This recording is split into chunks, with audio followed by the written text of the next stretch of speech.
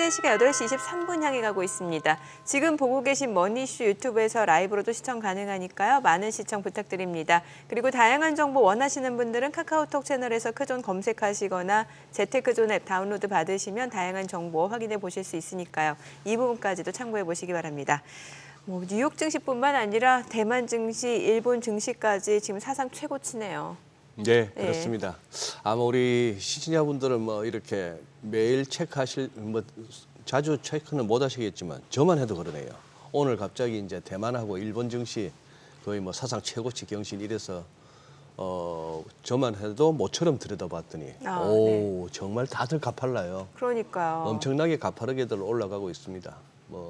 그런 상황이고 전 세계에서 지금 여름 맞아서 미국, 중국, 유럽 어디 할 것 없이 온통 홍수 얘기, 이상 기후로 재난 얘기는 많이 들리는데 우리 올여름 별탈 없이 잘 넘어갔으면 좋겠습니다. 그러게요. 예. 오늘 참 맛있는 커피로 방송을 시작하니까. 네, 바로 모셔보도록 하겠습니다. 네. 대신증권 리서치센터 문남중 수석 연구위원 함께합니다. 어서 오세요. 어서 오세요, 네, 문희 의원님. 네, 커피 감사합니다. 네. 우리 한 달에 한 번씩 나와주신 우리 문희 의원께서 지난번에 6월 FOMC 금리 인하 가능성에 배팅을 하셨다가 우리 또 커피를 내셨는데 우리 20잔을 쏘셨어요. 20잔을 쏘셨습니다. 우리 제작진 전부 오늘 시원하게 한번 아침을 시작합니다. 아니 그런데 내친 김에 한 번 더 하시죠. 이제 7월 30일, 31일 그 화수 7월 말 이틀 동안 또 7월 FOMC입니다만 문 의원님이 그러셨잖아요. 빠르면 6월, 늦어도 7월에는 금리 인하한다 연준이. 지금 금리 인하 기대감이 글로벌 시장에 아주 확산되는데 그 전망 유효하십니까? 네, 저는 변한 거가 없고요. 오히려 최근에 확신을 더 많이 갖고 있는 상황이에요. 그래요? 예, 최근에 발표되는 미국 경제 지표를 보면 고용도 그렇고 물가도 그렇고 과거 연준이 금리 인하를 단행하기 전에 만들어졌던 투자 환경을 충족하는 결과들이 계속 나오고 있기 때문에 오히려 저는 시간이 지날수록 7월 FOMC 때 25bp 금리 인하 한다라는 좀 확신을 좀 가지고 있는 상황이라서 한 번 더. 금리 인하하면 한 번 더 하면은 소장님은 이제 커피 30잔? 아니 너무 공격적인 전망 아니세요? 지금 패드워치를 보나 뭐를 보나 또 연준 관계자들 발언을 보나 7월. 그래서 하시는 거예요? 그럼 한번 하시죠. 소장님은 30잔. 문 의원님 20잔 한 번 더 하시고 저는 소장님은 30잔. 오케이. 네, 저는 알겠습니다. 7월에 못 한다. 저는 연준 못 한다. 문 의원님은 하신다. 한다. 오케이, 콜. 던입니다. 사실 이제 저는 22의 통화 정책을 좀 염두에 둘 필요가 있다라고 생각을 해요. 언제 22 통화 정책에 22 통화 정책 회의. 그러니까 22가 올해 4월 달에 금리 인하 하려고 하다가 사실 연준의 금리 인하 시점이 9월로 이제 후퇴될 수 있다는 여론이 좀 만연하다 보니까 그때 못 했거든요. 그리고 나서 다음번 통화정책 회의를 통해서는 금리 인하 하겠다는 얘기를 공개석상에서 많이 하고 다녔죠. 라가르드 총재가. 그러니까 그런 수순인 것 같아요. 그러니까 최근에 파월 연준 의장이 얘기하는 걸 들어보면 좀 재밌어요. 그러니까 5월 소비자 물가는 6월 FOMC 때 전혀 반영되지 않은 상황이고요. 그때 당시만 해도 공개석상에서 물가 관련된 얘기를 안 하다가 5월 PC가 5월 CPI 전체를 따라갔거든요. 전년 동월 대비, 전월 대비 모두 전월치와 예상치를 하회하는 부분. 이거는 팬데믹 이후에 처음 나타난 거예요. 그렇기 때문에 최근 들어서 자꾸만 파월 연준 의장이 미국이 디스인플레이션에 회귀를 하고 있다라는 발언들을 많이 하고 있어서 그래서 저는 이런 얘기들을 좀 듣다 보면 연준 내에서도 지금 좀 금리 인하 시점에 대한 외부의 어떤 따가운 시선에 대해서 부담을 많이 느끼고 있는 것 같고 실질적으로 지금 발표되고 있는 ISM 제조업이나 ISM 서비스업 지수가 지금 모두 이축 국면 들어가 있고요. 그리고 최근에 발표되고 있는 고용 지표 관련된 것들, 5월 졸투, 구인 건수나 6월 ADP 민간 고용자 수 대부분이 이제 고용 시장이 냉각되고 있다는 부분들을 좀 확인해주고 있기 때문에 저는 고용과 물가 지표 결과를 놓고 본다고 하면 7월 FOMC 분명히 한 번 정도 금리 인하할 여지가 있다라고 생각합니다. 근데 지금 우리 문 의원님의 그 7월 인상 가능이라는 게 굉장히 공격적이라는 것은 좀 전에 나왔던 패드워치 표에도 보시면 시장에서는 91%의 확률로 7월은 동결하고 넘어갈 것이다. 이제 9월 정도 가서 할 것이다 하는 것이고. 또 그런 얘기들도 있어요. 굉장히 뭐 정치적일 수밖에 없는 연준의 의사결정이 될 텐데 지금 이러나 저러나 어쨌거나 트럼프 전 대통령이 조금은 앞선다고 보고 있는데 또 트럼프 대통령이 연초부터 했는 말이 있잖아요. 연준도 특히 파월 의장도 굉장히 정치적이라서 아마 저 바이든 도우려고 금리 인하하려고 막 나설 거야 하는데 좀 껄쩍지근하지 않을까요? 시기적으로 금리 인하기에. 이 부분 관련해서 제가 이거는 제 그냥 개인적인 생각이거든요. 네네. 사실 올해 미국 대선 트럼프가 당선된다고 하면 특히 상원과 하원을 모두 이제 공화당이 가지고 가면 레드 웨이브를 달성하기 때문에 레드 스윕. 네. 파월 연준 의장은 사실 임기가 2026년 5월까지이지만 그 이전에 아웃될 여지가 상당히 높아져요. 이미 이 부분을 공개석상에서 트럼프가 말을 하고 다니기 때문에 말씀하신 것처럼 파월 연준 의장도 밥벌이잖아요. 예, 예.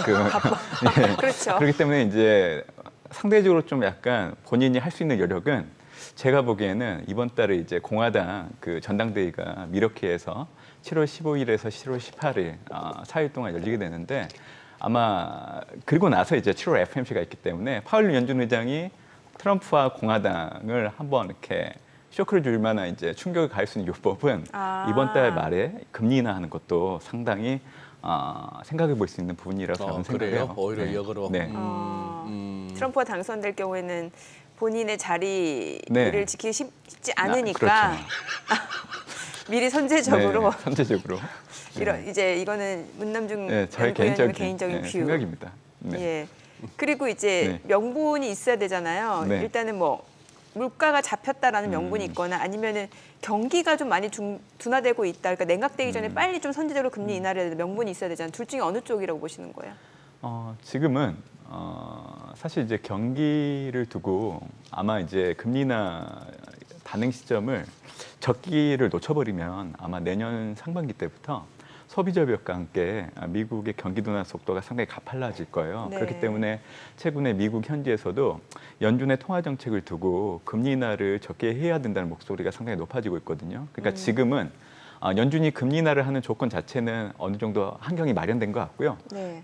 이 다음 구간, 그러니까 미국의 어떤 경기 침체에 대한 부분들에 대한 시선이 옮겨가고 있는 시점이기 때문에 저는 오히려 이 부분들에 대해서 좀 염두에 둘 필요는 있다고 생각하고 있습니다. 네. 그럼 금리가 인하되면은 어찌 됐건 금융시장에서는 또 한 번 좀 유동성의 힘으로 더 올라갈 수 있는 여지가 충분히 있겠네요. 그렇죠. 그리고 지금 미국은 장기 금리를 좀 낮추려고 하는 환경을 마련하려고 정책을 쓰고 있어요. 그러니까 재무부 같은 경우에는 5월 29일부터 7월 말까지 이번 달 말이 되겠죠. 국채 바이백 시행하는데 규모가 약 150억 달러 규모 정도 되는 거고요. 매주 한 차례 정도 시행을 하고 있습니다. 그리고 연준 같은 경우에는 6월 달부터 QT 속도 조절을 하고 있는데 모두 채권 시장에 대해 유동성을 공급하는 정책이라서 사실 장기 금리 안정을 도모하는 정책이라고 보시면 돼요. 예. 그래요. 지금 뭐 미국은 워낙 잘 가고 있고 네네. 그동안 매일매일 체크했는데 어제 쉬었으니까요. 문 대만하고 의원님 지금 대만하고 일본 모처럼 한번 회자되기 시작하는데 네. 어떻게 보고 계세요? 지금 이쪽 양쪽 시장 랠리는. 네. 대만과 한국은 사실 네. 이제 수출 증가율을 가지고 이 지수 흐름을 예측하는 게 가장 정확한 것 대만하고 같아요. 우리나라. 예. 네. 그래서 이제 저는 항상 글로벌 반도체 가격 동향하고 해당 국들의 월별 수출 증가율을 항상 확인하거든요. 일단 지난해 10월달 시작된 글로벌 반도체 디램 현물 가격이 상승하기 시작을 했고 최근 들어서 그 압력이 좀 높아지고 있는 부분들이 있어요. 그러니까 두 가지 조건 중에 하나는 충족을 한 거죠. 그리고 대만 같은 경우에는 월별 수출 증가율을 놓고 봤을 때 올해 1분기 때 약간 부침은 있었지만 2분기 접어들면서는 다시금 상방 압력이 높아지는 부분들이 반도체보다는 IT 기기 전반으로 확산되면서 나타나고 있기 때문에 그래서 대만 주가가 최근에 상당히 좋잖아요. 근데 이 흐름들은 아마 계속 갈 여지는 있다라고 보고 있어서 아마 우리나라 증시도 지금 3천 넘어갈 여지에 대한 목소리가 많이 커지고 있잖아요. 네네. 그런 분위기랑 사실 좀 비슷한 것 같고 코스피가 앞으로 가는 방향을 보여주는 어떤 복선 역할을 해주는 게 대만 증시라고 생각을 하고 있어요. 그리고 일본 같은 경우에는 사실 일본의 경제 통화 정책을 염두에 둔다고 하면 엔화는 강세, 일본 증시는 하락하는 게 맞아요. 근데 지난해부터 연준의 통화 정책에 영향을 받으면서 엔화 약세, 일본 증시 상승 흐름들이 좀 계속 이어지고 있는 부분들이 있는데 트리거는 연준이 금리 인하를 단행하게 된다고 하면 그동안 엔화 약세가 나타났다 가장 큰 이유가 이 미국, 일본 간의 금리 차 확대가 가장 큰 영향을 줬거든요. 근데 그 부분들이 이제 희석될 여지가 있다라는 거죠. 그래서 저는 지금 현재 엔화 약세가 계속 지속될 걸 염두에 두고 투자하는 거는 좀 늦은 감이 있다라고 생각을 하고 있기 때문에 일본 증시는 사실 지금 현 상황에서는 좀 차익 실현을 하시는 게 좋지 않을까 저는 생각을 하고 있습니다. 일본은 네. 차익 실현을? 네. 그래요. 옌 약세도 이 정도쯤에서 좀 마무리가 될 가능성이 충분히 있겠네요. 네, 저는 사실 이제 연준의 금리 인하가 가까워지고 있다라는 시그널들이 확인될 때마다 엔화의 흐름들의 그 약세 상단이 좀 제한될 여지는 있다라고 생각을 하고 있고요. 지금 이제 엔화 약세가 좀 두드러지게 나타나는 이유들 중에 하나는 BOJ가 애한시장 개입을 해야 되는데 명분이 지금 없는 상황이에요. 그러니까 올해 4월 같은 경우 엔화가 급격하게 올라갔던 그 시점과 비교를 해보면 엔화가 올라가는 그 속도와 내재의 변동성 이런 요인들을 놓고 봤을 때 사실 BOJ가 지금 엔화 약세를 저지하기 위해서 한 개입을 하기에는 명분이 전혀 없는 상황이기 때문에 그래서 지금 흐름들은 조금 더 계속 이어질 여지는 있는데 궁극적으로 연준이 금리 인하하게 된다고 하면 엔화 강세로 방향성은 갑자기 바뀔 여지가 있다라고 저는 생각하고 있습니다. 지금 말씀하시는 중에 한번 체크를 한번 해봤거든요. 2022년에는 다들 연준이 막 금리 올리기 시작하면서 다 힘들어했고 네. 어떻게 보면 이따가 한번 짚어볼 그 콜라르비치가 네네. 잘리는 그 과정에서도 2022년에 강세장 외칠 때부터 계속 헛다리를 짚기 시작했는데 아니 지금 2022년 그때 10월 말부터 이제 이른바 연준의 피벗이라 해서 연준이 긴축 강도를 낮추고 뭐 금리 인하 쪽을 내다보고 하면서 장이 돌았었는데 그때 바닥이 아까 우리 저 TSMC가 1,000대만 달러를 넘어섰다고 나왔지 않습니까? 그때 보니까 370대만 달러예요. 그런데 지금 이게 1,005 같으면 이게 몇 배입니까 이게? 네네. 그런데 같은 기간에 우리 삼성전자는 51,800원 저점이었고 지금 84,600원 어제 종가니까 네. 이건 뭐 고작 한 60%가 60% 올랐나? 뭐 그 정도인데 얘는 지금 뭐 세 배 가까이 오르고 네. 확연히 진짜 디스카운트를 느끼게 되네요. 아니면 삼성이 그렇게 못하나? TSMC 대비? 아무래도 엔비디아가 그 시작점이 될 것 같아요. 그러니까 TSMC가 엔비디아의 전적인 수주를 받아서 네. 제품을 납품하고 있기 때문에 주가가 하락을 하는 거고요. 삼성전자는 아시다시피 아직까지 엔비디아 쪽에 HBM3 납품이 안 되고 있는 상황이기 때문에 철저하게 좀 소외된 부분들이 나타나고 있다고 봅니다. 어제 같은 경우에도 뭐 삼성전자 엔비디아 향, 컬테스트 인증, 누모가 일시적으로 좀 주가 변동성 키운 부분들이 있는데 삼성전자 실적 발표 앞두고 그런 누모들이 발생한다는 것 자체는 저는 이렇게 생각을 해요. 결국 삼성전자의 엔비디아 향, HBM3 납품이 얼마 남지 않았다는 걸 좀 보여주는 것 같고 오늘 이제 삼성전자 잠정 실적 발표하는데 제가 보기에는 삼성전자 측에서 납품권에 관련해가지고 되게 강하게 좀 발언할 여지가 있지 않을까라는 그런 생각을 좀 해보는 상황입니다. 네. 아 그래요. 네. 그러면 삼성전자하고 SK하이닉스 주가 향방에 대해서는 어떻게 볼 수 있을까요? 어제 같은 경우 보면은 이제 그동안 사실 SK하이닉스 대비 삼성전자 주가 많이 못 올랐잖아요. 네, 올랐는데 맞습니다. 앞으로는 좀 이런 추세적인 흐름이 이어질 수 있을까요? 어떨까요? 하반기 때는 예. 많이 달라질 겁니다. 어떻게 달라져요? SK하이닉스보다는 삼성전자 주가 모멘텀이 훨씬 더 커질 걸로 좀 보고 있기 때문에 그래요. 이제는 SK하이닉스 비중을 좀 줄이면서 그 줄인 비중을 이제 삼성전자로 옮겨가는 게 필요하다고 생각을 해요. 사실 엔비디아 같은 경우에는 지금 이 공급받는 업체의 다변화가 상당히 필요해요. 그러니까 지금은 전적으로 SK하이닉스, 마이크론을 통해서 HBM을 좀 납품을 받고 있는데 지금 새롭게 출시될 그 블랙웰을 탑재한 이 GPU 칩 같은 경우에는 용량이 과거 호퍼백 같은 경우에는 80GB 정도밖에 안 됐는데 블랙의 플랫폼을 단 GPU 칩은 192GB 정도 되기 때문에 HBM이 상당히 많이 필요합니다. 근데 네. 지금으로서는 그거를 공급을 해주는 여력이 좀 제한되어 있는 상황이기 때문에 아마 엔비디아 입장에서도 삼성전자 빨리 퀄 테스트 끝나고 납품을 하려고 보고 있기 때문에 제가 보기에는 3분기 안 조금 시장이 예상하는 것보다는 좀 이르게 네. 통과 소식이 좀 접하지 않을까 생각을 하고 있어서 예. 아마 연말이 되면 삼성전자 주가가 오히려 더 올라가는 효과들은 분명히 있을 거라고 생각하고 있습니다. 그렇게 보시는구나. 예. 우리 문희 의원님도 제가 보기에는 저 글로벌 증시나 미국 주식 관련해서 국내 이렇게 운용 쪽이든 전략 쪽이든 간에 그 가장 강세론 자가 어떻게 보면 우리 수요일 날 출연하시는 유동원 본부장이시고 네. 우리 또 국내 증시에 관해서는 우리 문희 의원께서도 상당히 이렇게 낙관론 내지는 기회를 계속 보자 이런 네. 이제 말씀을 해오셨어요. 지금 이제 제가 한 2가지 정도를 질문을 하겠습니다. 네. 이제 문 의원님의 이제 반론을 한번 듣기 위해서 네네. 이제 슬슬 나오는 네. 잘 가다 보니까 이제 불안해서 나오는 얘기예요. 네. 아까 그 마르코 콜라노비치 네. 얘기예요. 이름 봐서는 뭐 약간 러시아계 같기도 한데 어쨌거나 19년을 갖다가 JP 모간에서 떵떵거렸고 월가에서는 거물입니다. 네, 맞습니다. 예, 이 사람이 날아간 거 보니까 어지간하면 저 전망하는 사람도 상방으로 얘기하는 게 맞겠어요. 그거 틀린다고 잘린 사람은 없는데 네. 많이 빠진다고 강하게 주장했다가 안 맞으면 잘리더라고요. 그렇죠.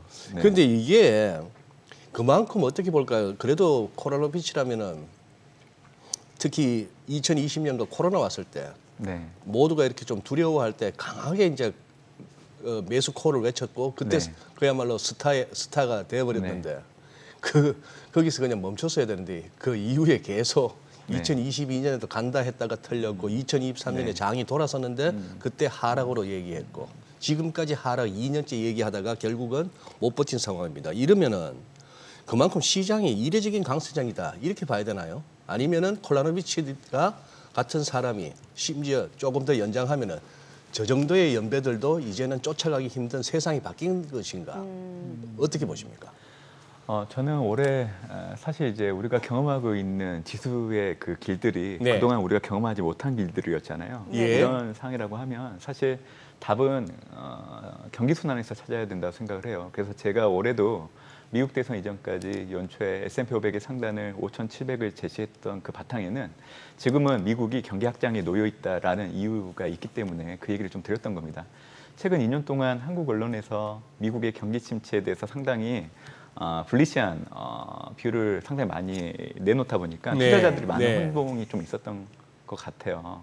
근데 이제 제가 보기에는 MBER이라고 전미경제연구소가 네. 사실은 경기 순환을 공식적으로 표명을 하고 있는데 팬데믹 이후 이 경기 저점은 2020년 4월이고요. 2020년 5월 이후로 올해 5월까지 49개월째 미국은 경기 확장에 놓여 있습니다.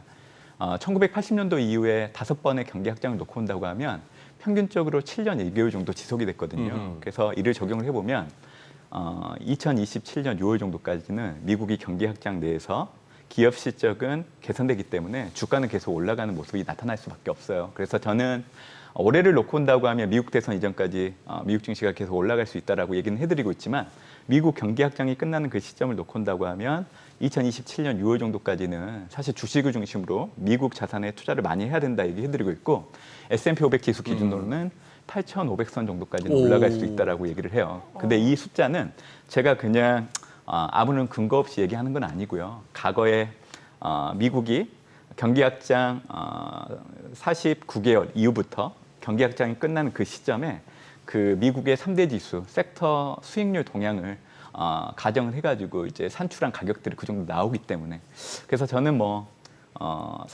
JP 모건이 4,200 제시하고 있는데 지금 분위기로 따지면 소식이 상향 조정을 해야 되는데 왜 안 했는지 저도 이해는 안 되고 있고 특히 6월 들어서 지금 CT나 UBS 다른 타 IB들이 지금 5,600 정도까지 올렸고요. 가장 많이 올린 데는 6,000 정도까지 올렸거든요. 그래서 이런 분위기를 좀 편성하는 것도 투자자들에게는 사실 우리 그 전망하는 사람들이 좀 해야 되는 부분이지 않나라는 생각을 해요. 본인의 고집을 계속 하기보다는 시장이 바뀌고 있는데 생각을 좀 바꾸는 것도 좋지 않을까 생각을 하고 있고 저 또한 최근에 S&P 500 상단을 5,700 얘기해드리고 있지만 지금 분위기로서는 좀 상향 조정을 하려고 합니다. 아직 공식적으로는 이 거론을 안 하고 있지만 제가 S&P 500 지수 기준으로는 6,300 정도까지도 6,300. 올려야 되지 않을까라는 생각을 지금 하고는 있어요. 연내. 예, 미국 대선 이전까지. 예. 대선 이전까지 네. 6,500? 6,300. 6,300. 네. 지금 JP 모건이 제시한 4,200. 저기 아마 콜라노비치의 입김이 강해서 그렇죠. 예, 제시했을 맞습니다. 텐데. 전적으로. 현 레벨에서 거의 24%가 빠져야 저 연말에 저렇게 간다는 얘기인데, 한번 뭐 2024년 새해 복 많이 받으세요 했는데 벌써 반 지나갔습니다. 우리 이거 연말 이거 얼마 안 있으면 또 연말 옵니다 이거. 그리고 금방 또 여름 지나가고. 네, 예. 우리 뭐 정민의 그 머리 몇 번 하고 나면 연말 올 거예요.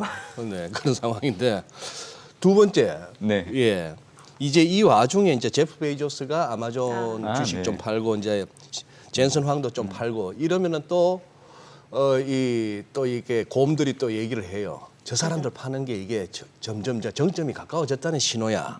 요 논리에 대해서는 어떻게 근데 원래부터 매각 계획이 있었잖아요. 예, 맞습니다. 있었던 예. 거고. 네. 예. 경기가 둔화되고 침체로 들어가기 이전에 이런 구간에서 만약에 이 CEO들이 주식을 매각한다고 하면 의미는 있다고 생각하고 있는데요.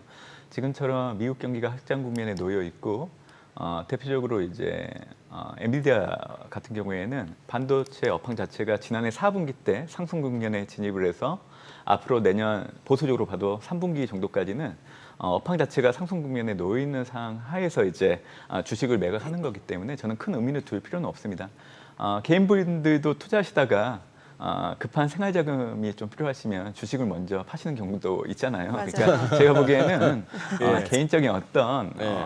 돈의 쓰임이 필요하기 때문에 파는 것이지 그거를 이제 엔비디아나 뭐 AI 붐 그리고 글로벌 반도체 업황까지 확대 해석하는 건 좀 무리가 있다라고 생각을 해요. 그래서 저는 지금은 이제 나가고 있는 자막도 있지만 현재로서는 큰 의미는 없다라고 생각을 하고 있고요. 네. 오히려 이제 해당되는 기업들이 속해 있는 업황이 어느 정도의 현황이고 어떻게 전망되는지를 더 염두에 두고 판단하시는 게 더 좋지 않을까 생각을 하고 있습니다. 젠슨 왕한테 2,300억은 그러네요 보니까 그냥 잠바 한 벌 값이래요. 그렇죠.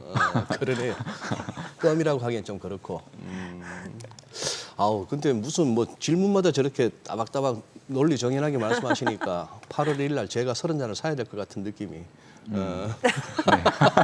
아유, 네. 원래 소장님 항상 내계실 때 500원 거셨잖아요. 500원은 좀 약했죠. 그래서 한 번에 확 올렸어요.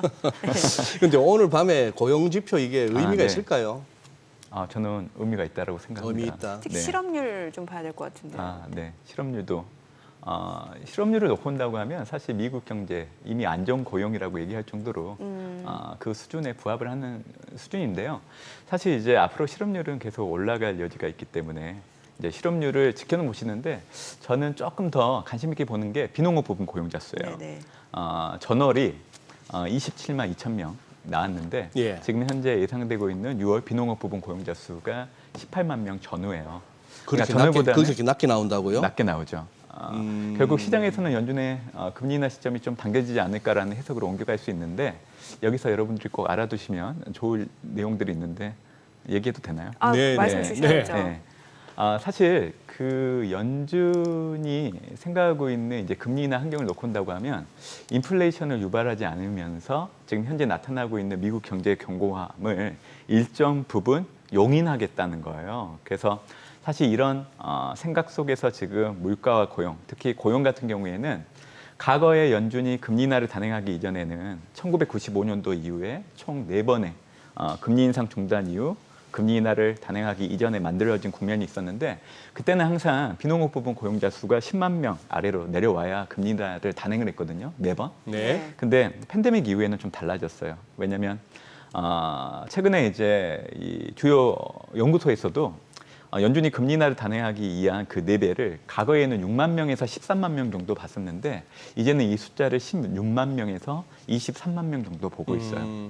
6월 비농업 부분 고용자 수 예상치 18만 명, 그리고 5월 달 27만 2천 명, 그리고 4월 달 수치까지 감안을 해서 3개월 평균을 내보면 이 숫자가 20만 7천 명 정도 돼요. 네. 그러니까 16만 명에서 23만 명 4배로 내려오기 때문에 사실은 연준은 금리 인하를 할 때 고용을 놓고 봤을 때 이미 고용은 부합을 하고 있어서 아무런 문제가 안 되는 거예요. 그렇기 때문에 이번 오늘 밤 발표되는 6월 고용 지표, 특히 비농업 부분 고용자 수 상당히 중요하다 보고 있고 시간당 평균 임금 역시 전월에는 네. 4.1이었는데 이게 3.9로 내려가거든요. 그렇기 때문에 물가지표, 5월 CPI, 5월 PC, 그리고 이제 6월 고용지표 모두 연준이 금리 인하할 수 있는 선결 조건에 부합을 하고 있고, 그리고 이번 달 남아있는 11일 6월 소비자 물가, 네네. 그리고 26일 6월 PC 결과를 확인하게 된다고 하면 아마 확인할 때마다 시장의 생각들은 많이 달라질 거예요. 그래서 7월 금리 인하 확률도 높아질 겁니다. 왜 연구위원님이 네. 7월달 금리 인하 가능성을 높게 점치는지 그 이유를 좀 설명해 주셨는데, 오늘 이제 삼성전자 잠정 실적이 발표가 됐어요. 지금 엄청나네요. 영업이익이 10조 4천억 원, 이 수치가 이제 전년 대비로는 1,452% 증가한 수치로 2년여 만에 지금 최대인 것으로 확인이 됐고요. 예상치를 상회하는 수치입니다.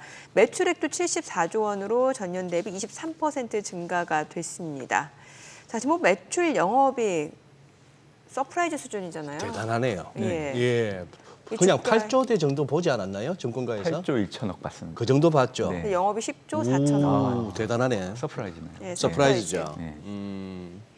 주가도 정직하게 반응해줘야 되는데. 일단 호가는 1% 상승이 예상이 돼요. 1% 상승. 예, SK하이닉스는 좀 하락이 예상되고요. 결국 외국인들이 꾸준하게 매집한 그게 있구만요. 보니까. 네네. 그러네. 예. 개장 이후에 삼성전자 굉장히 궁금해집니다. 저는 이제 궁금해지는 게 사실 그동안 국내 증시에서 네. SK하이닉스하고 이제 엔비디아 밸류체인 그리고 한미반도체 이런 쪽 움직임이 강했잖아요. 네. 그러면 이제 삼성전자를 필두로 조금 다른 쪽이 움직일 수도 있는 거예요? 아마 이제 납품하는 회사가 좀 달라질 수 있는 건 있는데요. 네. 제가 이제 삼성전자 지금 2분기 실적 잘 나왔지만 아마 3, 4분기 때도 계속 이 기조를 이어갈 여지가 있다라고 보는 이유가 지금 HBM을 공급하기 위해서 이 라인 재조정을 하고 있거든요. 네. 그러다 보니까 기존의 레거시 반도체, 우리가 익히 알고 있는 D램, 일반적으로 PC에 들어가는 그런 레거시 반도체 가격들도 공급 부족으로 가격이 올라가고 있는 상황이에요. 예. 그러니까 이 부분, 그리고 삼성전자가 HBM을 생산하기 시작을 하면 월 생산 캐파가 SK 하이닉스보다 네. 더 증가하는 속도가 빠릅니다. 그렇기 때문에 이제 하반기 때는 SK 하이닉스보다는 삼성전자를 주목을 해야 된다는 얘기가 나오는 것 같아요. 그래서 주가 역시 과거에는 잠정 실적 발표하고 나서 아무리 서프라이즈가 나온다고 하더라도 주가는 떨어졌거든요. 예. 근데 이번엔 다를 거예요. 아마 얼마 전에도 엔비디아 주식 분할할 때 주가가 올라가냐 떨어지냐를 예. 놓고 논란이 많았었는데 엔비디아 주가 계속 올라갔잖아요. 예. 삼성전자 역시 실적 확인하고 나서 계속 올라갈 여지가 상당히 높아졌다라고 저는 판단하고 있습니다. 네. 자, 지금 시각 8시 50분 향해 갑니다. 오늘 양시장 호가 상황 체크해 보겠습니다. 먼저 코스피 예상 체결 지수부터 확인해 보죠. 어제 2820선 회복이 됐고요. 오늘 보시게 되면 추가적으로 0.2% 상승이 예상되고요. 예상 체결 지수는 2832포인트입니다. 특히나 이제 오늘 삼성전자 잠정 실적이 발표가 됐는데 영업이익이 시장 예상치를 훨씬 웃도는 것으로 나타났습니다. 10조 4천억 원으로 2년여 만에 최대인 것으로 나타났고요. 이런 서프라이즈 수준의 실적이 또 주가에 어떤 호재로 이어질 수 있는지는 추이를 좀 지켜보시면 좋을 것 같고요. 코스닥은 강보합 출발 예상됩니다. 예상 체결 지수는 841포인트입니다. 시가총액 상위 종목 예상 체결가 보겠습니다. 삼성전자 오늘 1% 상승 예상되고요. 지금 호가는 85,500원. 반면 SK하이닉스 1.7% 하락 예상되고요. 예상 체결가는 225,000원. LG에너지솔루션 보합 예상되고요. 현대차가 0.7% 상승할 걸로 보입니다. 삼성바이오로직스는 0.3% 하락 예상되면서 호가는 80만 원으로 집계가 되고 있고요. 기아가 1% 상승 예상됩니다. 예상 체결가 12만 7천 원으로 집계가 되고 있습니다. 삼성전자 우선주도 1.3% 상승 예상되고요. 호가는 66,900원. 셀트리온 강보합권 예상되고요. KB금융이 2.9% 상승 예상됩니다. 호가는 88,400원, 포스코홀딩스는 보합이 예상되고 있습니다. 코스닥 시가총액 상위 종목 예상 체결가도 보도록 하겠습니다. 오늘 에코프로비엠이 0.2% 상승 예상되고요. 지금 호가로는 189,400원, 그리고 알테오제는 1% 약세가 예상됩니다. 에코프로 1.2% 상승 예상되고요. 예상 체결가 98,200원, HLB 2.4% 추가적으로 상승세 이어질 걸로 보입니다. 호가는 84,100원이고요. 엔캠은 1.6% 하락이 예상됩니다. 호가 23만 3천 원, 그리고 HPSP가 1.7% 약세가 예상되고요.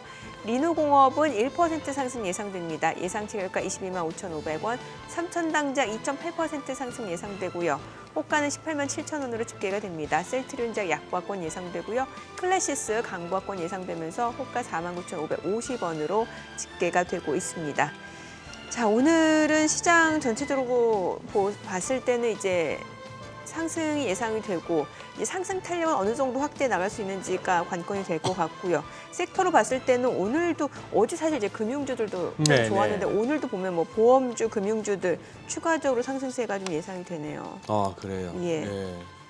아니 문 의원님 지금 최근 들어서 우리나라 금융주 저쪽에 네. 이거 밸류업 때문이에요? 뭐 무슨 때문이에요? 재료가 있습니까? 아무래도 이제 밸류업 관련해서 정부에서 구체적인 내용을 네. 발표를 했기 때문에 그 기대감들이 좀 반영되고 있는 것 같아요. 근데 이제 저는 우리가 한번 경험을 했잖아요. 밸류업 프로그램 관련해서 예. 주가에 영향을 미치는 게 이례적으로 좀 끝난 부분들을 결국 이게 법 개정을 통해서 통과를 해야 되는데 사실 세제 혜택과 관련된 법 개정 자체는 임시국회에서는 통과가 안 돼요. 그렇기 때문에 이제 올해 정기국회가 열리는 시점까지는 사실 이례적으로 좀 모멘텀이 끝날 여지는 있다라고 생각하거든요. 그래서 예. 밸류업 관련된 프로그램이 좋다고 보는 이제 기업들을 KB금융, 삼성생명, 현대차를 좀 보고 있는데 아무래도 이제 정기국회 열리는 그 전후 아마 전이 되겠죠. 그때는 아마 밸류업 프로그램 관련된 기업들의 주가가 계속 우상향할 수 있는 동력은 되지 않을까라고 생각합니다. 네. 아 그래요. 네. 예. 그리고 문 의원님 나오셨으니까 그거 한번 여쭤보고 싶은데요. 최근 한 며칠 미국 증시에서 가장 눈길을 끌었던 건 테슬라 같습니다. 네. 겁나게 올라버렸어요. 네. 연초 작년 말 대비 한 40% 남짓 빠졌다가 지금 며칠 사이 25% 그냥 단숨에 네네. 올라왔는데 네. 자 그러다 보니까 이제 궁금해지는 게 그거예요. 뭐 특히 저희 채널에서는 FI 리서치 한영희 수석이 워낙 테슬라를 가지고 네. 자주 이렇게 분석해주고 하다 보니까 가끔씩은 제가 한 수석한테 전화 우리 시청자분들이 이 세뇌 당하나 가스라이팅 당하나 싶을 때도 있는데. 근데 문남중 연구위원님도 테슬라 좋게 네. 보셨어요. 네, 그래서 이제 네. 문 의원님의 그렇죠. 이제 시각이 궁금해요. 테슬라가 이렇게까지 급등을 할 만한 뭐가 있느냐 하는 거하고 그것과 연결해서 2차 전지를 자꾸 연결하게 되지 않습니까? 네. 그 논리에는 허점은 없는지. 사실 엔비디아가 주식 불안하기 전에 네. 주가가 좀 단기간에 많이 올랐을 때 네. 사실 투자자분들이 좀 부담이 있을 걸로 좀 염두에 두신 분들 입장에서는 엔비디아 말씀이죠. 예, 네. 이제 사실 테슬라하고 메타 플랫폼스를 대안으로 좀 보시면 좋겠다고 얘기를 해드렸거든요. 맞아, 지난 방송 때도 말씀 주셨어요. 근데 이제 다행히도 테슬라가 모멘텀은 없지만 좀 주가에 좀 미리 반영되면서 나타나기 때문에 다행이라고 생각을 하고 있는데 사실 인도량 모멘텀 아니었어요? 맞아요. 사실 2분기 인도량을 높은다고 하면 사실 부진해요. 그러니까 마이너스 4.8% 정도 전년과 비교를 했을 때. 근데 이제 긍정적인 시그널은 올해 1분기 인도량을 놓고 온다고 하면 전년과 비교했을 때 마이너스 9%였거든요.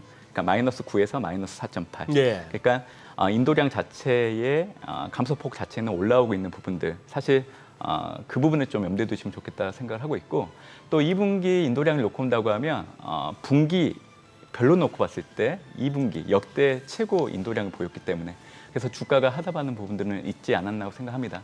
근데 이제 저는 더 중요한 거는 결국 이제 그 테슬라는 전기차 회사가 아니라 네.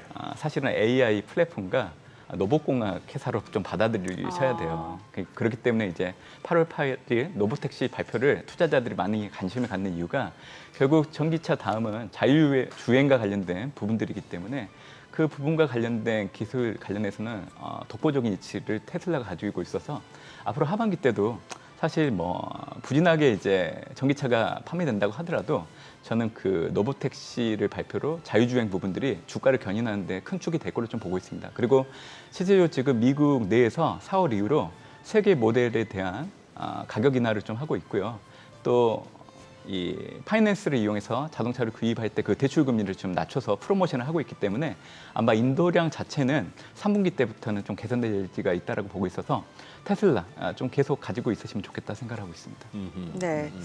그 저희가 뭐 트럼프 전 대통령 바이든 이 얘기를 좀 간단히 해봤는데 그 TV 토론 이후에 지금 네. 이제 민주당 같은 경우는 대선 후보 교체해야 되는 거 아니냐는 얘기까지 나올 정도로 네. 좀 불확실성이 커지고 있는데 시장 변동성 어느 정도 염두를 해둬야 될까요? 그리고 왜 그 누가 당선되는지에 따라서 수혜 섹터가 또 다르게 구분이 되잖아요. 네, 맞습니다.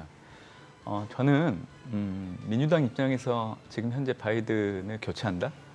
과연 그게 이 미국 대선에서 이길 수 있는 방법은 아니라고 생각을 해요. 왜냐하면 다른 후보로 교체를 하게 된다고 하면 현 바이든 대통령보다 인지도가 너무 낮기 때문에 어떻게 보면 그냥 공화당 트럼프에게 표를 몰아주는 꼴밖에 안 돼요. 그래서 지금 측근들이 좀 만류를 하는 부분들은 있지만 제가 보기에는 대선 출마 강행할 걸로 좀 보고 있고 이제 다음 달 시카고에서 전당대회 열리기 때문에 아마 대선 후보 공식화하고 새로운 정당 강력을 발표하지 않을까라고 생각합니다. 사실 시장에서는 이제 트럼프가 당선된 거를 대부분 염두에 두고 있는 것 같아요. 그래서 이제 트럼프를 염두에 두고 제가 얘기를 좀 드리겠습니다. 네네. 일단 두 가지를 생각할 수 있어요. 트럼프 당선 이후에 상원과 하원을 모두 가지고 가는 레드 웨이브 경우와 상원 하원을 모두 가지고 가지 못하는 교착 국면을 생각할 수 있는데요. 교착 국면에 들어가게 된다고 하면 지금 현재 트럼프가 내세우고 있는 감세 정책을 추진하는데 제약을 받을 수밖에 없어요. 그렇기 의회에서 막히니까. 네, 그렇기 때문에 오히려 재량권을 가지고 있는 애교와 통상 부분을 통해서 대중국 강력한 드라이브를 걸 수밖에 없어요. 그렇기 때문에 가장 수혜를 받을 수 있는 대상으로 따진다고 하면 사실 에너지, 원자력, 방위산업 이 정도를 좀 염두에 두시면 좋을 걸로 좀 보고 있고요. 만약에 레드 웨이브를 달성하게 된다고 하면 바로 감세 정책을 꺼내들 걸로 좀 보고 있기 때문에 아마 소매업 관련된 기업들이 소비 심리가 좋아지면서 긍정적인 영향을 주지 않을까 생각합니다. 그리고 바이든보다 의외로 트럼프가 약가 인하에 더 관심이 많거든요. 그리고 네. 신약 개발에 훨씬 더 관심이 많아요. 그렇기 때문에 트럼프가 당선된다고 하면 저는 제약바이오 산업들이 가장 큰 수혜를 받을 수 있는 여지가 커진다고 보고 있기 때문에 특정 섹터는 이 정도로 보시는 게 좋지 않을까 생각하고 있습니다. 지금 기준금리가 왜 저렇게 올라간다고 보시는 거예요? 트럼프 시나리오에서? 그거 아니에요? 재정 정책으로 인해서. 시장 금리가 오른다고 보시는 건가? 제가 또 이 부분 관련해서 예. 좀 얘기 드릴게요. 네네. 제가 최근에 이제 미국 TV 토론회 끝나고 나서 금융시장이 이 트럼프 당선을 염두에 두고 가격을 좀 많이 반영하고 있는 것 같은데 특히 감세를 통해서 미국의 재정 적자가 큰 폭으로 늘어날 걸 염두에 두고 네. 얘기를 많이 하는데요. 그건 너무 이른 생각이라 생각을 하고 있고 제가 좀 전에도 얘기해드렸지만 레드 웨이브 달성하지 못한다고 하면 그 시나리오대로 갈 여지가 없습니다. 결국 재정 적자가 확대되는 시점은 집권 3년, 4년 차 정도 염두에 두시면 되고요. 집권 1년 차, 2년 차 때는 지금 현재 바이든 행정부의 정책 기조를 크게 벗어나긴 어려워요. 결국 경기 부양을 위한 정책들을 계속 꺼내들 걸로 좀 보고 있기 때문에 그 대표적인 정책이 연준의 금리 인하를 가감하게 푸시를 할 여지가 있습니다. 그래서 바이든이 당선된 것보다는 정책금리 인하 속도가 훨씬 더 빠를 걸로 좀 보시면 될 것 같고 네, 물가 금리. 물가 얘기는 저희가 개장하고 좀 들어보도록 하겠습니다. 오늘 국내 증시로 확인해 보죠. 개장합니다.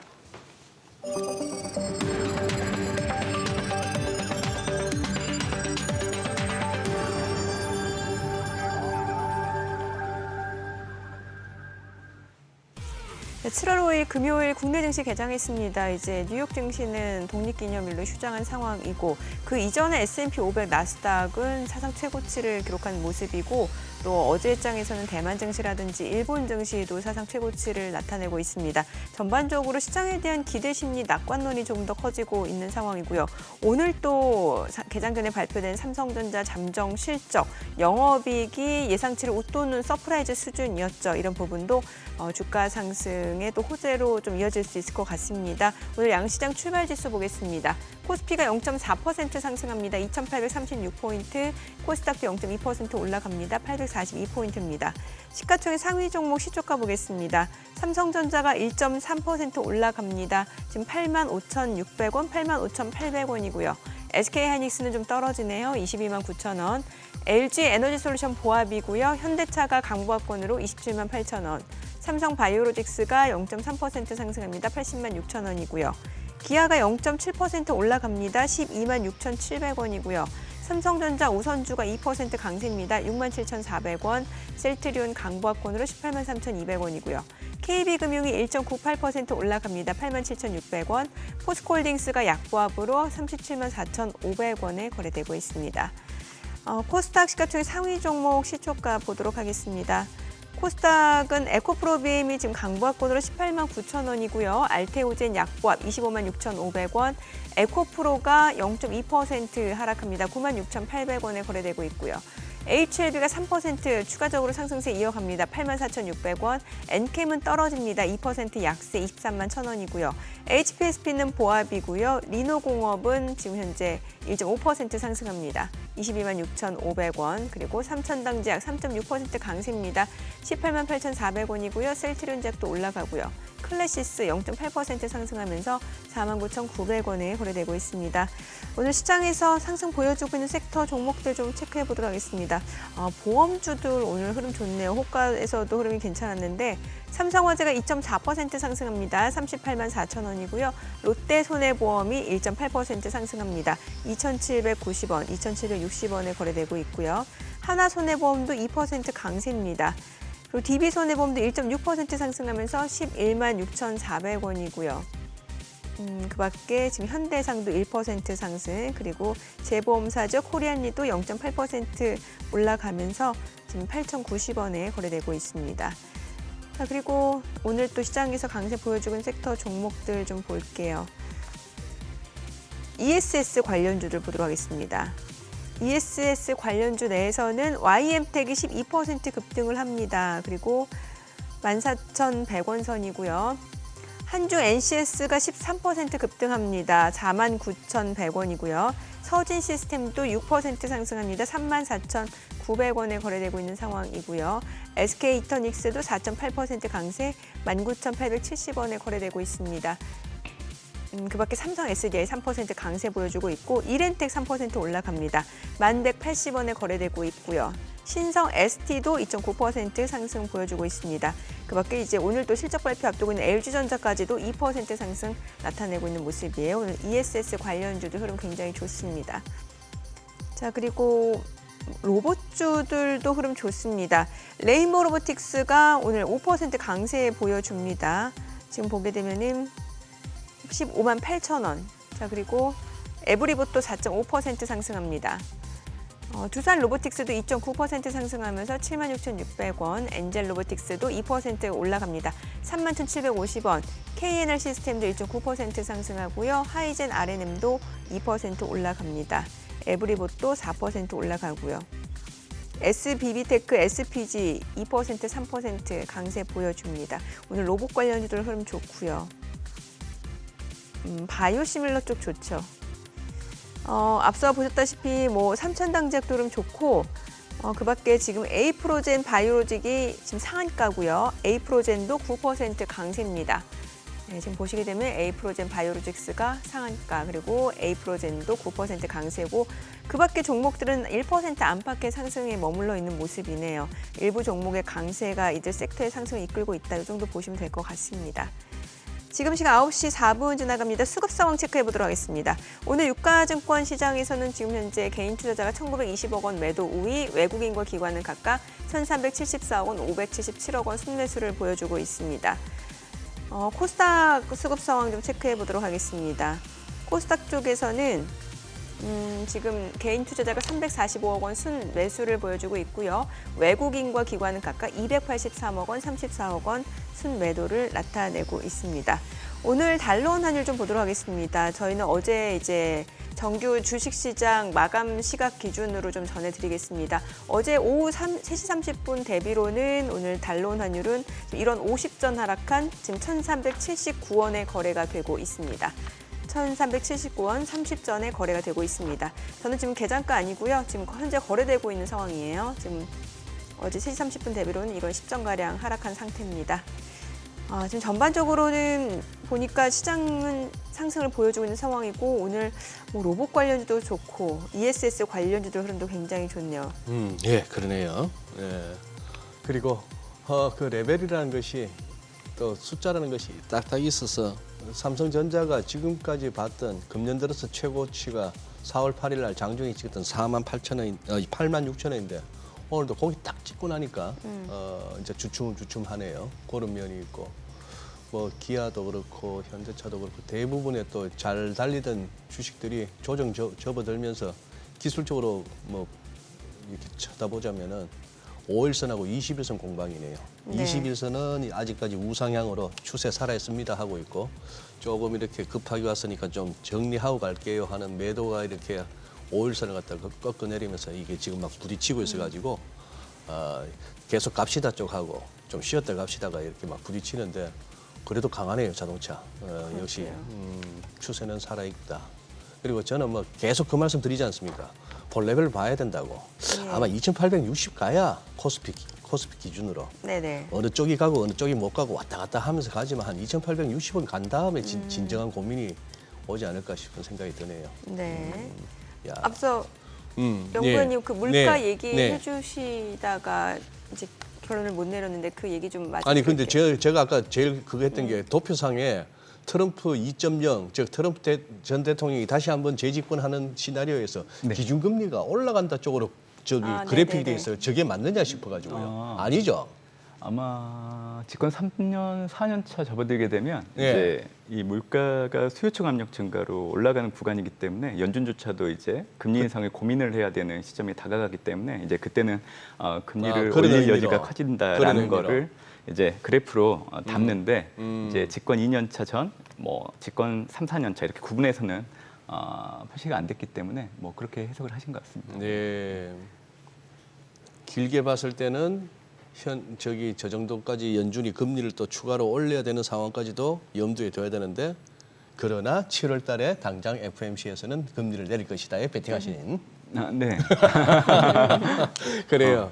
뭐 또 이런 또 소소한 얘기라도 해놓으니까 훨씬 또 다가오는 FMC가 기다려지네요. 재밌어지고. 네, 저도 훨씬 더 확신을 가지고 더 얘기를 하게 되는 것 같습니다. 그렇습니다. 그래요. 맞아요. 저는 누가 이기든 간에 가운데서 커피만 마시면 되죠. 예. 그러니 돈 조금이라도 태어나 보세요. 네. 얼마나 관심을 가진다고요. 그렇죠. 그 기업에 네, 대해서, 맞습니다. 그럼요. 그 주식에 대해서, 네. 그렇죠. 지표에 대해서도. 맞습니다. 참. 예. 물가 마무리를 줘야죠. 물가 얘기를. 예. 그래서 이제 얘기 드린 것처럼 예. 트럼프가 당선이 된다고 하더라도 집권 2년 차 때까지는 지금 현재 우리가 경험하고 있는 금융 환경의 변화가 크게 나타나지 않는다 그 얘기를 드리는 겁니다. 결국 바이든보다는 트럼프가 금리 인하에 대한 압박을 더 강하게 할 거를 좀 보고 있기 때문에 오히려 이제 내년도 금리 인하의 그 강도를 놓고 온다고 하면 훨씬 더 거칠어질 여지가 있다라는 거죠. 그래서 저는 이 집권 2년 차 이전까지는 지금 나타나고 있는 디스인플레이션 이 기조가 크게 바뀌지는 않을 걸로 좀 보고 있습니다. 네네. 조금 저기 문 의원님. 네. 2차 전지 한번 문 의원님 한번 좀 짚어 주실래요? 이 지금 장이 좋은 와중에도 지금 개장 초 상승 출발하다가 이게 이어지지가 않네요. 한번 여기 뭔가 좀 그냥 가격 차원이 아니고 뭐 이렇게 좀 펀더멘털리 좀 한번 짚어주실 만한 내용 없으십니까? 사실 이제 이 얘기는 네. 미국 대선 TV 토론회 이후부터 이제 예. 좀 변화가 있을 걸로 좀 보고 있는데요. 그때 당시 이제 트럼프가 훨씬 더 잘했다는 이 여론조사가 67% 나왔고요. 네. 근데 의외로 오히려 이 지지도를 놓고 온다고 하면 바이든이 45%로 트럼프를 0.1%포인트 앞서는 결과가 나왔어요. 네. 결국 지금 오늘도 이제 2차 전지 그리고 최근 들어서 뭐 바이오 제약 이런 기업들이 많이 관심을 좀 받고 있는데 저는 미국 대선을 앞두고 사실은 이제 바이든 재선을 위해서 추가적인 어떤 친환경 정책들을 꺼내들 걸 염두에 두고 그 모멘텀들이 좀 미리 반영되고 있지 않나라고 생각합니다. 그래서 저는 현 시점에서는 그동안 쉬어갔던 배터리 전기차 이런 부분들 그리고 제약 바이오 부분들이 이제는 좀 반도체 D를 이어서 좀 시장에서 좀 관심을 갖는 모멘텀을 가질 거로 좀 보고 있기 때문에 뭐 출렁거림은 있을 수 있겠지만 저는 이제 동력을 놓고 온다고 하면 일단 미국 대선 앞두고 바이든 행정부의 친환경 정책 강화에 대한 기대감들이 좀 반영될 수 있기 때문에 미국 대선 이전까지는 이 정치적인 테마를 선택을 하실 때 저는 네. 2차 전지, 전기차 그리고 제약 바이오 쪽을 좀 염두에 보시면 좋지 않을까 생각하고 있습니다. 네. 그 최근에 보면 ESS 쪽이 또 많이 뜨는데 한참 그 이전에 보면은 왜 AI 반도체 수요 증가에 따라서 뭐 전력 수요가 급증할 것이다. 또 이게 딱 그 연장선상으로 또 뭔가 ESS까지 지금 이어지는 분위기거든요. 그렇죠. 그러니까 과거에는 AI 붐 관련해서 반도체 중심이었지만 이제는 그 온기가 관련된 인프라 쪽으로 좀 확산되고 있는 부분들이 나타나고 있는 것 같아요. 그래서 이제 저는 항상 드리는 얘기가 있어요.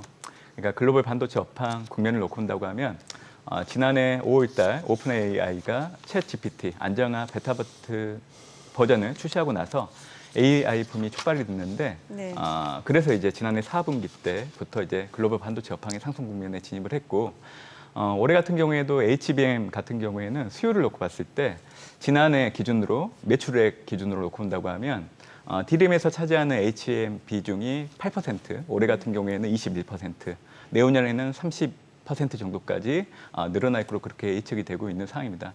결국 이런 업황의 흐름들이 계속 유지된다고 하면 그 온기가 결국에는 이제 AI 관련된 뭐 ESS 이런 쪽에 계속 훈풍으로 작용할 여지는 있다라고 보고 있기 때문에 올해 미국 대선 이전까지는 관련된 기업들에 대해서는 좀 관심 있게 보시는 게 좋지 않을까 저는 생각해 보고 있습니다. 네네. 저쪽은 이것도 한번 여쭤봐도 될까요? 지금 저 채권 쪽에 제법 많이 들어가 있지 않습니까? 우리 국내 개인 투자자분들도 요 채권 쪽 어떻게 보십니까? 지금 국내 채권. 국내 채권 뭐 미국 쪽으로도 제법 들어가 있고 전반적인 어떤 채권 ETF나 할 것 없이 단기물, 장기물.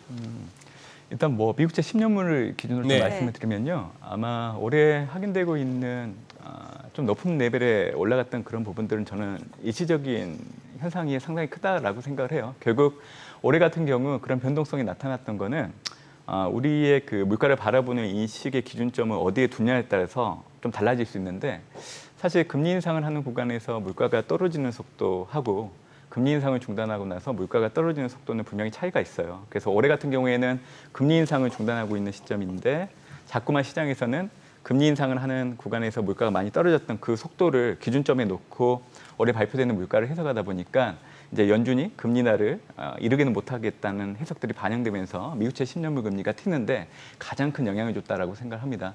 결국 2분기 접어들어서 투자자들 역시 제가 얘기해드린 부분들에 대해서 인식이 좀 커지고 있는 부분들이 있고 또 5월 CPI PC 결과 발표 이후로 파월 연준 원장이 공개석상에서 미국은 이 디스인플레이션이 다시금 해기되고 있다라는 발언들을 놓고 온다고 하면 미국채 10년물 금리는 7월 FOMC가 가까워질수록 떨어질 여지가 상당히 높다라고 생각해요. 이 얘기는 결국 국내 채권 시장에도 영향을 받는 부분들이 있기 때문에 방향성 측면에서는 그렇게 좀 확인을 해주시면 좋을 것 같고요. 저는 7월 FOMC 가까워질수록 아마 미국채 10년물 금리 지금은 이제 높은 레벨을 보이고 있지만 아마 그 전후로 해서 4% 아래로 좀 내려갈 여지가 상당히 커질 거로 좀 예상을 하고 있습니다. 4% 아래까지 예. 보신다. 네. 국내 증시 하반기는 어떨까요? 조금 더 많이 올라갈 수 있을까요? 사실 뭐 일본, 대만 지금 뭐 사상 최고치인데 그에 비하면 약간 좀 아쉬운 감이 있잖아요. 사실 올해는 모든 국가들의 증시를 놓고 봤을 때 우선적으로 좀 생각을 해볼 부분이 있는 것 같아요. 그러니까 이 리스크온 국면들이 미국 대선 이전까지 계속 이어질 수 있는 그 바탕에는 글로벌 제조 PMI가 올해 1월 기준으로 17개월 만에 처음으로 이제 확장 국면에 진입을 했고요. 네. 올해 5월달 기준으로 5개월 연속 확장 국면에 놓여 있는 상황입니다. 그리고 선진국 제조 PMI 역시 2022년도 이후 부진하게 움직이다가 올해 들어서 상승세로 전환되고 있고 물가에 영향을 줄 수 있는 글로벌 공급망 병목 관련해서도 관련된 지표들이 대부분 이제 해소됐다는 부분들을 모두 지칭을 하고 있는 상황입니다.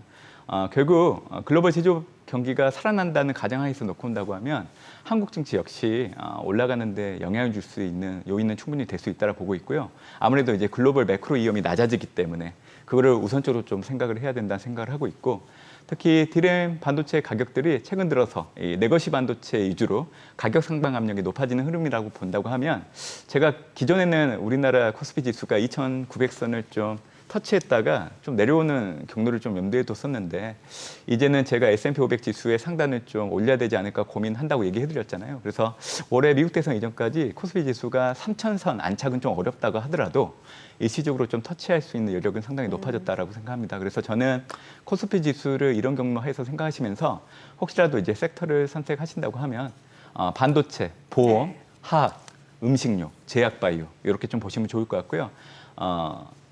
반도체 관련해서는 삼성전자, SK하이닉스, 삼성전기 그리고 이제 밸류업 프로그램 제가 이제 정기국회 전 정도 돼야 모멘텀을 얻을 수 있다라고 얘기해드리고 있는데 현대차, 그리고 KB금융, 삼성생명 정도 보시면 좋을 것 같고 올해 턴 어라운드 되는 기업들이 있습니다. CJ제이지다 그리고 하나솔루션.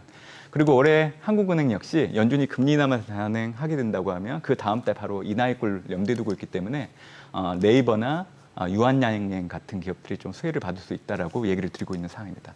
네, 예. 알겠습니다. 오늘 내용 잘 들었습니다. 고맙습니다. 고맙습니다. 네, 감사합니다. 네, 오늘 들으신 내용과 관련해서 더 다양한 정보 원하시는 분들은 카카오톡 채널에서 크존 검색하시거나 재테크존 앱 다운로드 받으시면 다양한 정보 확인해 보실 수 있으니까요. 참고해 보시기 바랍니다.